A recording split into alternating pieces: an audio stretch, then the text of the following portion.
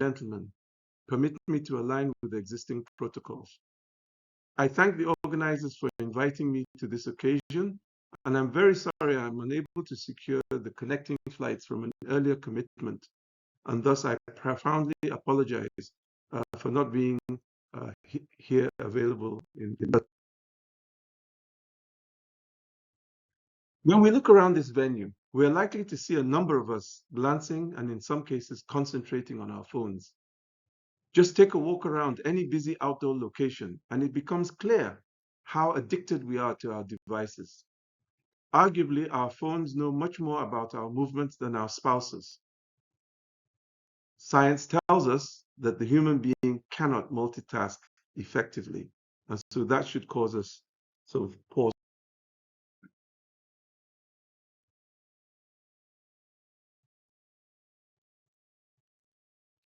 I'm sure that most of you language modules which achieve general purpose language understanding and generation by using vast amounts of data to learn billions of parameters during training and thereby consuming large computational resources during their, the training and indeed their operations. So if I may ask, could we, apart from ChatGPT, Bard, and Copilot, please, a show of hands, how many of us today have used AI? And, shout some examples out. Now, we need to consider the following, artificial intelligence applications and platforms that some of you may have used and interacted with or be familiar with, and you didn't even know they were AI-based platforms. For example, smartphones. They have smart assistants like Google Assistant, Alexa, Siri, or Bixby. Indeed, using a smartphone in portrait mode, the camera in portrait mode triggers an AI module.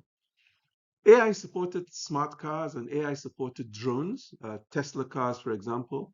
In South Africa, we have aerobiotics that is helping farmers with drones and and data, and also monitoring number plates for criminal activity. In Kenya, the Wildlife Service is using drones to help catch wildlife poachers.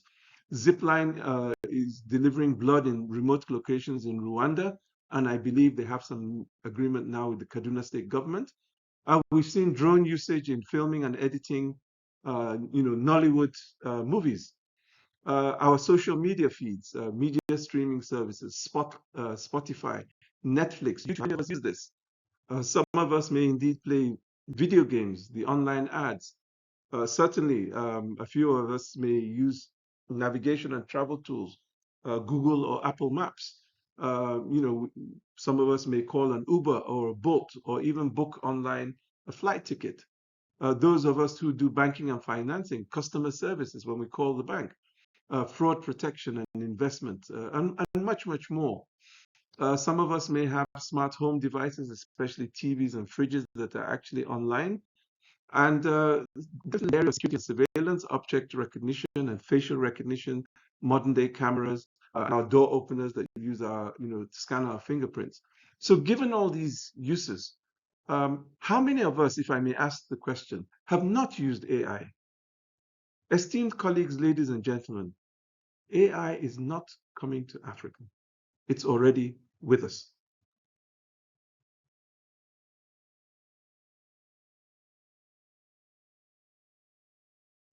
According to Microsoft's Kate Crawford, AI is neither artificial nor intelligent.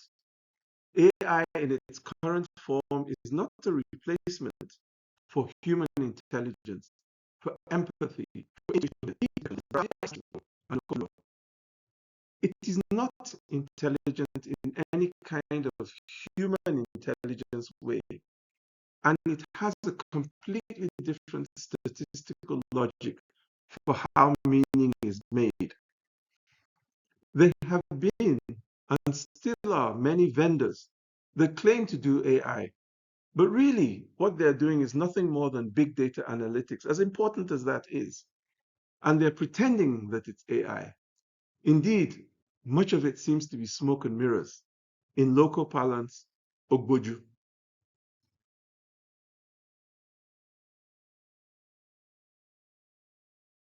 Esteemed colleagues, ladies and gentlemen, the use of information technology by authoritarian regimes to surveil, repress, and manipulate domestic and foreign populations is real across this continent and around the world. AI-driven and as we currently to digital authoritarianism by governments to corporate platforms, those large international social media and related corporate platforms, and the algorithms themselves. To this end, we need freedom of information, or rather, to this end, we need freedom of speech, and we need freedom.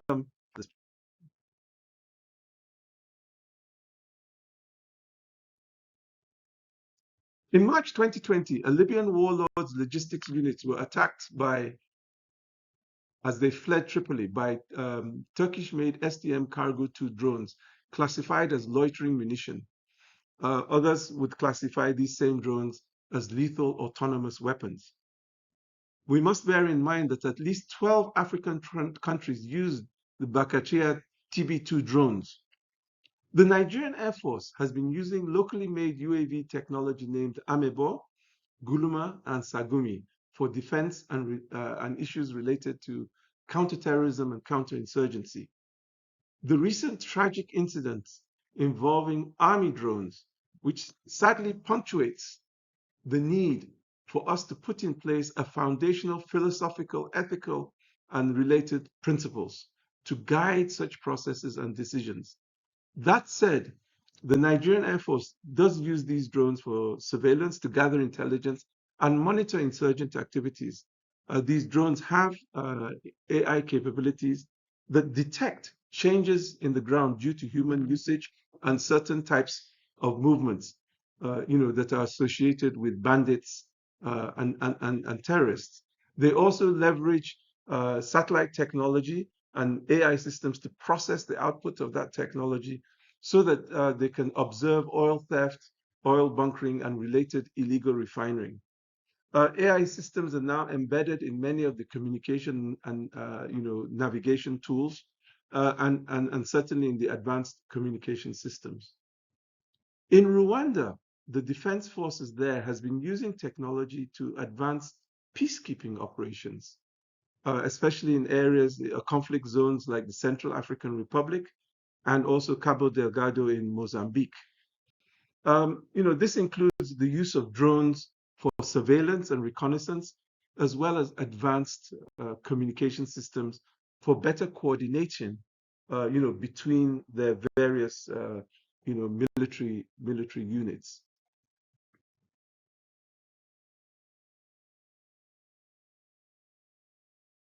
Working on various kinds of autonomous systems, from smart missiles and drones to tanks and guns, even a new generation of smart bullets that can go around corners.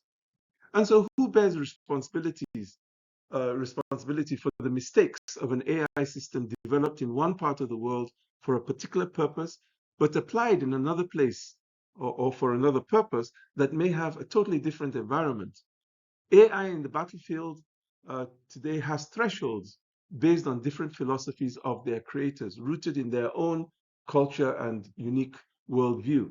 For example, using a very broad brush, the US and Western Europe seeks to eliminate false positives, and that is to err in favor of not killing innocents by letting a few bad actors through.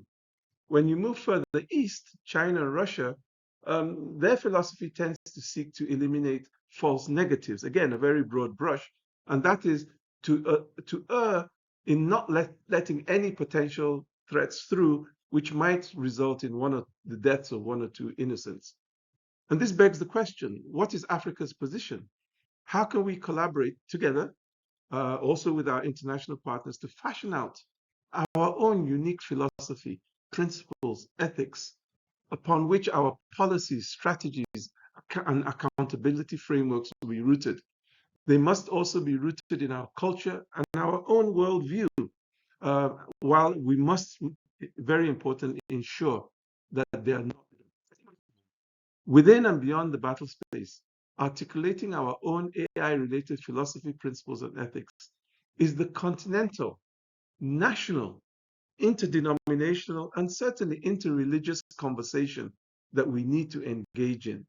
And I pray that today is only the beginning of a much larger set of interactions that will result in our society articulating our own unique set of AI-related and indeed cybersecurity-related philosophies, principles, and ethics that, yes, factor global interests, yet is for us, by us, and with us.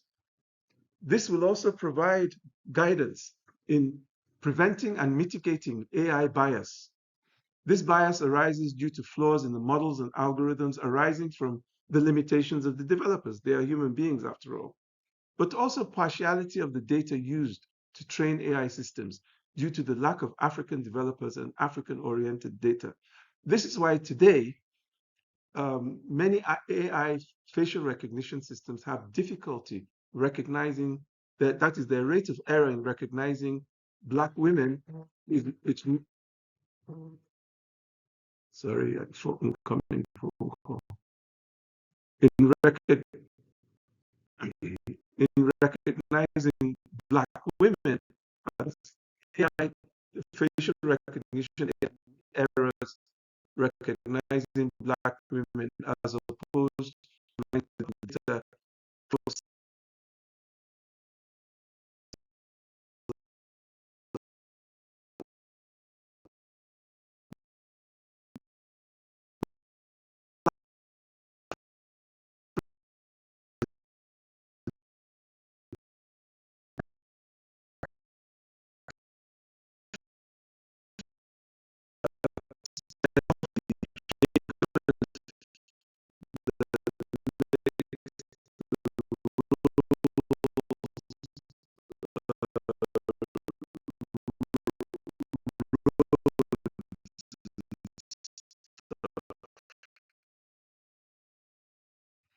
Now, moving forward, 28 out of 157 countries at the UN back in 2018 were seeking to fully prohibit, autonomous weapons under the Convention of Conventional Weapons, the UN Convention. It's notable that the United States, Russia, Israel, Australia, and South Korea were not willing at that time in 2018, to support even the negotiation of a legally binding instrument to ensure meaningful human control over the critical functions of weapon systems. Many of us believe that it is imperative that the global community engage in initiatives to curb the development and deployment of fully autonomous weapons. Humans need to remain in the kill decision loop. And of course, there are many other ethical and related AI challenges, one of which is, should we kill in the first place?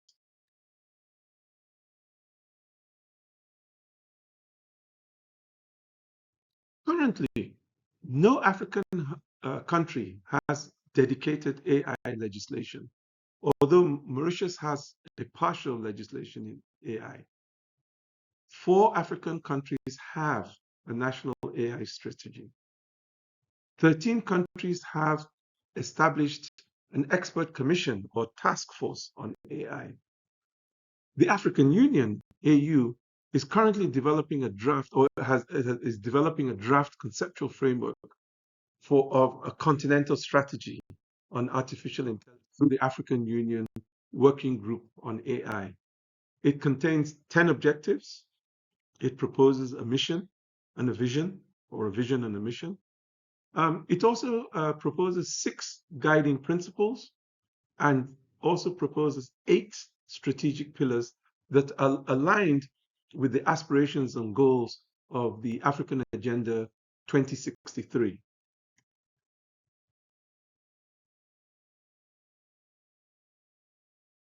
The AU draft conceptual framework of the Continental Strategy on AI by the AI Working Group has, let me just highlight some of the proposed objectives: capacity building and education, ethical and responsible use of AI, addressing AI's social impact. There are a few others, as you'll see on the screen.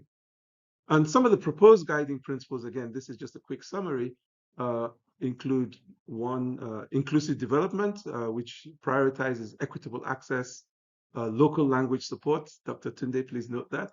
Adegbola, please note that. And using AI to address rural challenges.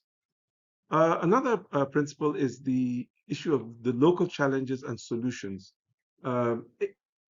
That AI research should be on the following priority areas: healthcare delivery, food security, clean energy, and water management, and should take into account cultural sensitivities and robust data protection and privacy standards. And the third area I would like to highlight comes to what we are here to discuss: the ethical considerations to mitigate AI bias, ensure transparency and accountability, while promoting gender sensitivity and human AI collaboration, and certainly in areas of human rights compliance.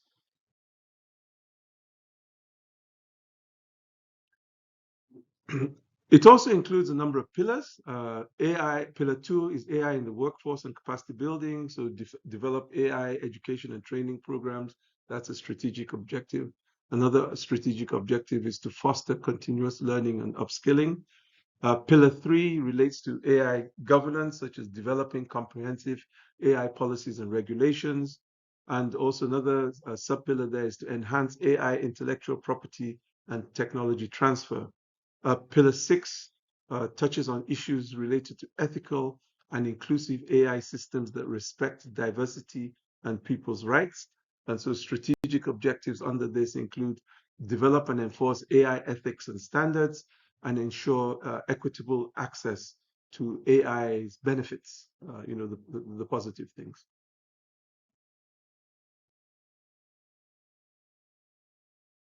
For Africa to effectively engage, it needs to develop and implement an AI strategy that is inclusive, responsible, and forward-looking. A strategy that not only addresses the potential benefits of AI, but also safeguards against such risks. Together, Africa and its partners can build an AI-powered Africa that is prosperous, that is just, and that is resilient. To this end, many of us advocate that we first and foremost provide support for human resource capacity building. And this is at 3 levels: the operational technical level, the technicians. The second B would be the strategic decision makers, chief executives, parliamentarians, and the like. And C, the researchers, academics. And this is awareness for population as well. The second major aspect is full participation in global conversations and initiatives, so that we gain ownership in the development of global good practices and possible norms, and future legislation development. And the third major area is cooperation in gathering for the benefits of all.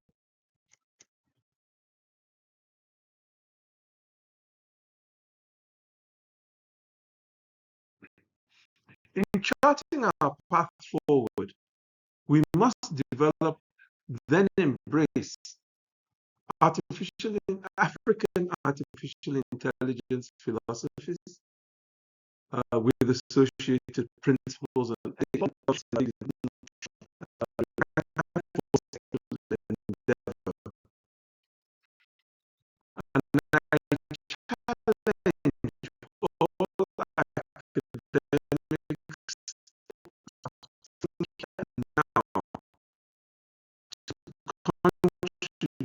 To this vital work.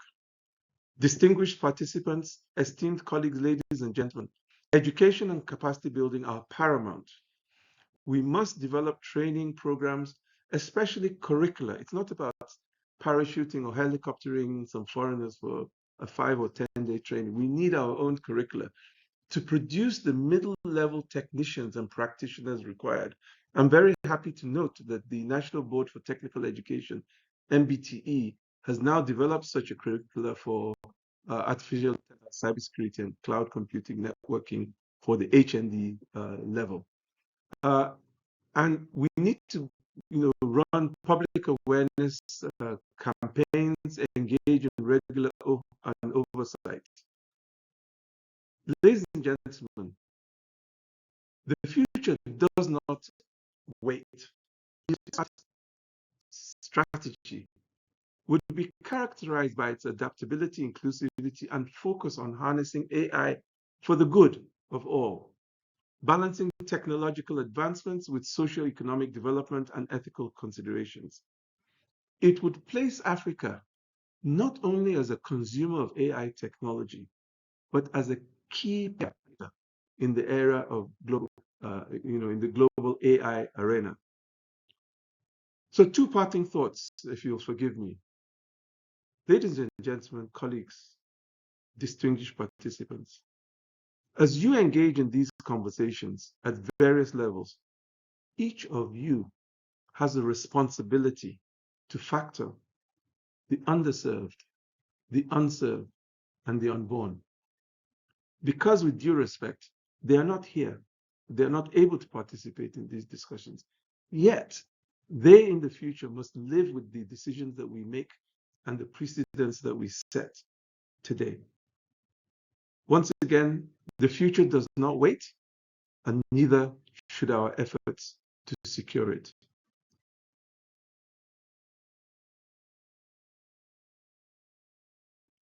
As they say in my hometown, Oyai, Kario. Thank you very, very much, all of you, for your attention. It's very much appreciated. Have a great